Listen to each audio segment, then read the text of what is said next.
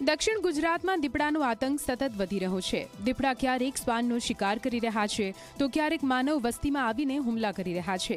ત્યારે આ માનવભક્ષી દીપડાને પકડવા માટે નર્મદા જિલ્લામાં સ્પેશિયલ ઓપરેશન શરૂ કરવામાં આવ્યું છે।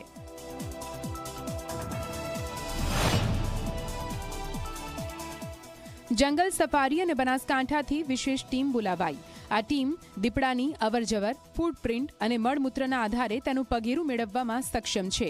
આ ટીમે સ્થાનિક અધિકારીઓ અને કર્મચારીઓ સાથે મળીને કોલવાણ અને આસપાસના વિસ્તારમાં કેમેરા લગાવ્યા છે।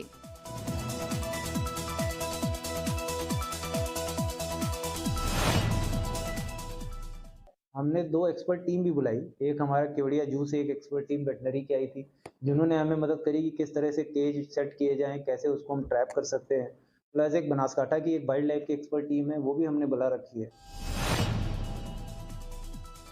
ઉલ્લેખનીય છે કે જંગલ વિસ્તારમાં રહેતા દીપડાઓ ખોરાકની શોધમાં ગામડાઓ સુધી આવી પહોંચ્યા। દીપડા સામાન્ય રીતે સાંજના 6 થી રાતના 8 વાગ્યા સુધી મૂવમેન્ટ કરે છે અને એક રાતમાં 50 કિમીનું અંતર કાપે છે, જેથી તેની મૂવમેન્ટ પર નજર રાખવામાં કેમેરા લગાવવામાં આવ્યા છે।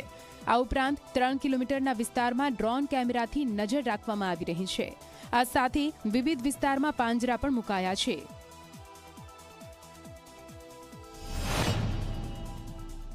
કારણ કે જંગલોમાં જે પશુ રહેતા હતા એ જંગલ ખતમ થઈ જવાના કારણે એ ગામડાઓ તરફના ખાસ કરીને જે શેરડી કે કેળોના ખેતરોમાં કે સિંચાઈની ખેતી કરે તો તેવા ખેતરોમાં આવા દીપડા કે હિંસક પ્રાણીઓ એ આવવા માંડ્યા છે, જે આવનારા દિવસમાં નર્મદા જિલ્લા માટે એક ચિંતાનો વિષય છે।